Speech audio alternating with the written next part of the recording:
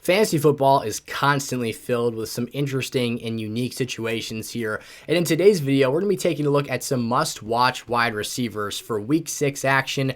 We've got some do-or-die, make-or-break situations, whatever you want to call it here. Some guys that have been thriving, looking to see if they can continue their success. All that and more in today's episode. Again, 5 wide receivers to watch for Week 6 fantasy football. If you're new around here, make sure you drop on down, smash the like button, click the subscribe button as well, and turn the bell on so you're never late for a new piece of content. We're posting multiple fantasy style episodes here multiple times each day of the week, and you don't want to miss out on all of the advice and interaction that we're having down in the comment section below, which of course, if you've got last minute questions for me for this week's games, shoot those down in there, or check out our community Discord server, which is in the description of today's video and has been popping lately. So shout out to all of you guys in that server. I appreciate the heck out of you, and we've been having some fun interactive conversations, answering questions, helping folks out, and all kinds of great stuff. So check all that stuff out and let's dive in. All right, here we go. Let's kick off today's episode with Ja'Marr Chase of the Cincinnati Bengals taking on the Saints this week on the road. Now, the reason I want to take a look at Ja'Marr Chase this week and really watch and break down this Bengals offense from a critical standpoint here is the fact that we've seen some struggles. Now, I've been listening to some podcasting that features Joe Burrow here, him talking through his offense, and I think that it's a good sign that he notices a lot of the flaws offensively that this team has. He's been talking lately on the Volume Sports Network. If you haven't checked it out, there's a great podcast segment with him every week, but he's basically been talking about how if this team struggles to get out to early leads this season, they're facing a lot of zone coverage, and that's eating up their ability to be aggressive with the football downfield and pass to Ja'Marr Chase in these critical situations that we saw last week, the go ball being one of his best routes that he runs, and, cash in on these huge home run style type plays. Now, in games where they've gotten up, which hasn't happened at a high rate this season, Ja'Marr has been limited to those types of underneath opportunities where he doesn't necessarily thrive as much. It's not that he's not capable of doing so, but it does take more volume and it does take some more effort after the catch to make those big plays happen. Now, Joe also talked about how in the matchups, and this makes a ton of sense, a ton of sense as well, that when they get out to those leads and defenses have to start playing man coverage and being a bit more aggressive, he's able to get them to bite and throw those balls downfield to T. Higgins and Ja'Marr Chase and create some of those higher ceiling situations here. So what this has led to, though, because that hasn't been the case nearly as much this season as last year, you could almost kind of see the similarities to how this team struggled early last year to how they're doing now, and how the fantasy numbers have, some similarities here and there. But you're getting a situation where his 2 largest target games this year, this being Ja'Marr Chase, came in weeks 1 and 5 without T. Higgins for the majority of each of those contests. Now, week 1, T. Higgins was concussed. Week 5, T. Higgins had an ankle issue. So that's really the root of the problem here, is that you haven't been getting those man coverage shots downfield with T. Higgins in the lineup, and when he's not out there, he's not getting elite target volume, which in each of those games, like I said, week 1 and 5, he had 12 or more targets on the day. So you've got one game here, I believe it was, that you had double-digit scoring for Ja'Marr Chase since week 1. It's been very, very underwhelming. He's been more of a floor play at this point than anything else, and that's not what you really want to see here from a guy that you drafted in the first round of your fantasy league. So if they struggle again this week against what I view as a bad New Orleans Saints offense, I will be struggling or panicking a little bit, because I do think that this team has every opportunity in the world to capitalize early and take a lead against the Saints and force them to play aggressive football against this team. So keep your eyes peeled for this matchup. I think it can be very indicative of how the season is going to go here. Now, getting into week 6, we're a month and a half or so. This marks the month and a half marker of the 2022 NFL season. So I definitely want to see some growth here, hoping Ja'Marr Chase gets on track. And of course, I'm not like in an alt-right panic here where I'm totally going to be throwing my hands up in the air and screaming bust, bust, bust. But it is a situation where you're definitely feeling like you didn't get your bang for your buck at this draft price, and not necessarily the reasons that you drafted him are playing out here for this season. Now, Chris Godwin, the next name I want to talk about here, talking a little bit of injury analysis to an extent against the Pittsburgh Steelers. So this is going to mark the 3rd game back since suffering his week 1 hamstring issue, and I think this is the week that Chris Godwin pops. Now, I'll be paying a close attention to his usage in this matchup and how they align him around the field, how they ultimately incorporate him into this offense. But my main takeaway here from the first 3 games, he's only played 2 games to this this point. This will be the third one. He's had 16 targets in those first 2 games, equating to 8 targets per game. That's a fairly solid clip. Not nearly on the same pace and trajectory that he's been in the past 2 seasons with Tampa, but again, he's been fighting his way back from injury and working on getting his lower body, which of course he sustained the ACL last season as well, healthier and healthier as this year progresses. So in those 2 games with his 16 targets, 8 per game here, he has netted 13 receptions. So only 3 of those passes have hit the ground. He's had 120 yards and 9.3 and 9.4 fantasy points in half PPR scoring respectively. So offering a fairly, solid fantasy floor here for those half PPR leagues, playing a little bit more like a flex lineup option right now though, as opposed to a high-end wide receiver too, which is what I think he is once, inevitably he gets back to 100% in full strength. So I looked at this Pittsburgh matchup with secondary players that I think are easily exploitable for him. The talent is just a mismatch. His route running ability is a big slot option.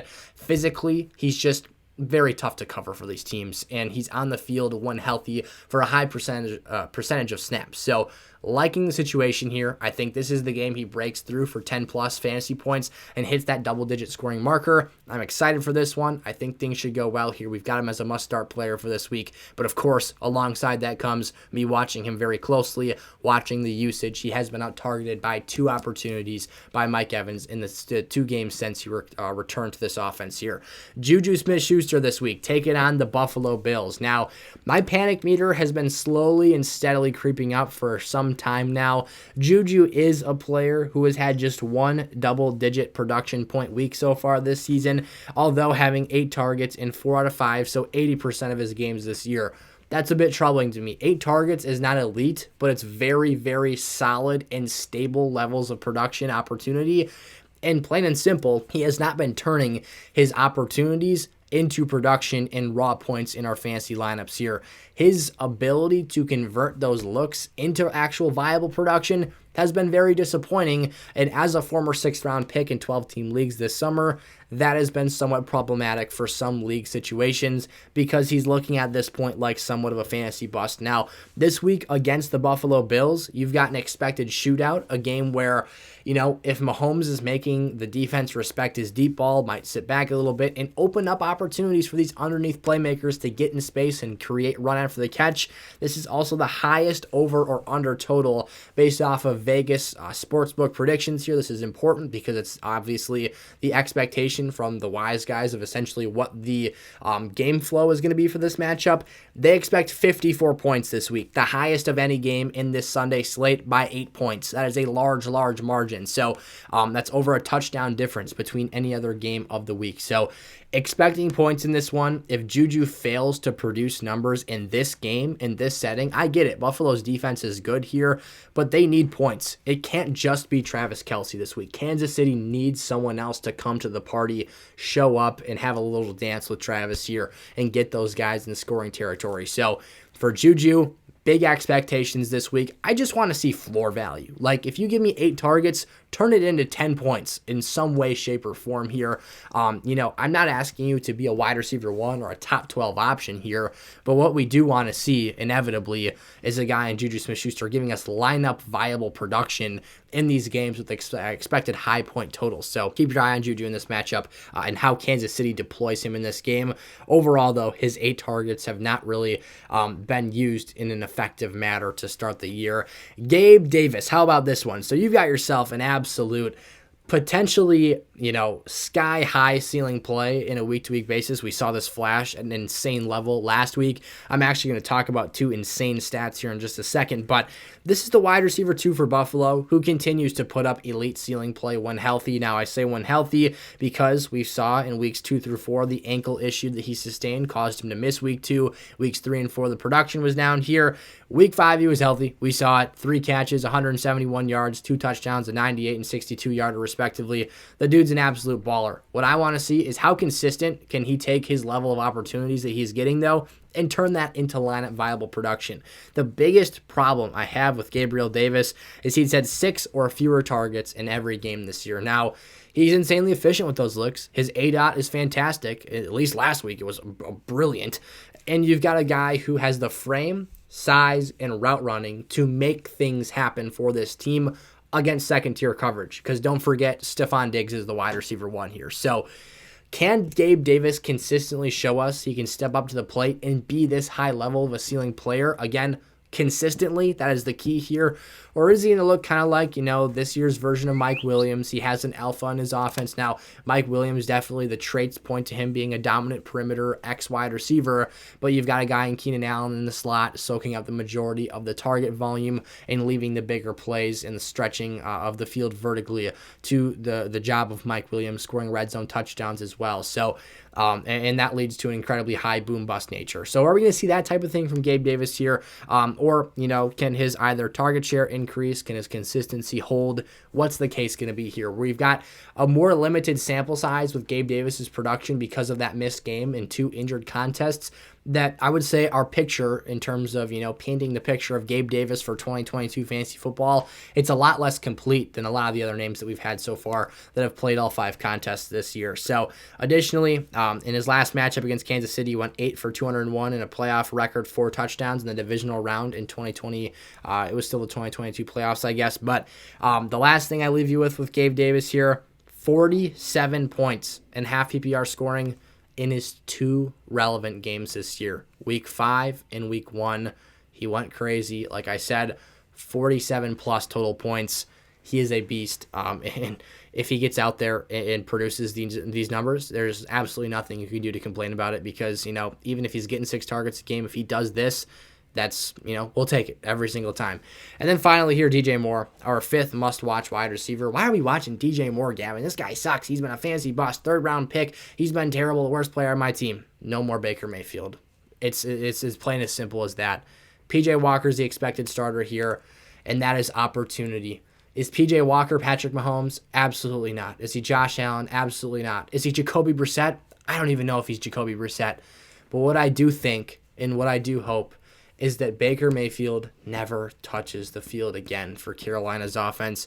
He suffered the ankle issue, is out 2 to 6 weeks expectedly here, an ankle sprain, and you've got Sam Darnold creeping around waiting on the IR. Now, none of these options are great. Like I said, I don't think Sam Darnold or PJ Walker might even be as sustainable of a quarterback in terms of delivering fantasy success as Jacoby Brissett has been for Amari Cooper this year. But what I do think it is going from absolute garbage, steaming hot, flaming trash, your dumpster's been on fire for a week, to, maybe the trash can still stinks a little bit, but you can at least deal with it. It's been in the kitchen. There's slowly some leftovers rotting in there, but it's livable. And if we can at least get to an end where DJ Moore is a fringe wide receiver 2 versus almost an unflexible player in lineups for this year, whether that's a target share increase. Sam Darnold got this guy 162 balls last year. Were they pretty passes? Absolutely not. But were they passes? Yeah, they were. So more opportunities would be great, even if 4 of them hit the ground every week, in terms of just being total ducks. Just give me something to grasp onto here. There might be some bare life in the pipeline here for DJ Moore and his fantasy stock for 2022. I've literally seen him in 10-man leagues be dropped because there's better options on the waiver wire when we don't have insanely deep benches. So it's crazy stuff. I'm not advocating or saying that should be the case here, but I do have just ever so slightly the smallest bit of optimism for Moore this week. I'll be keeping an eye on things here. I would love to see PJ Walker walk on that field, just have himself a day. It's unfortunately the 2nd lowest scoring total projected by Vegas for the week. I believe it's 41 points, I want to say, just because these 2 offenses have been very sloppy here. But I'd love to see PJ walk out there, ball out, get this man 12 targets, 100 yards, and a touchdown, and really reset the market for what he can be and start to get some positivity trending in his direction. He's such a talented player. He just needs a freaking accurate quarterback or someone competent at this playmaking position. So there you have it. 5 wide receivers. We are keeping our eyes glued to the TV screen watching here in Week 6 Fantasy Football. If you guys enjoyed, as always, smash the like button. Click the subscribe button as well. Join the community here. Just had a big milestone, passing 5K subs within the last 24 hours or so. I could not be more appreciative of you guys for all the support and help you've done for me throughout the last couple of seasons here. So thank you guys so much. I will see you in the next episode. Stay tuned. Peace out.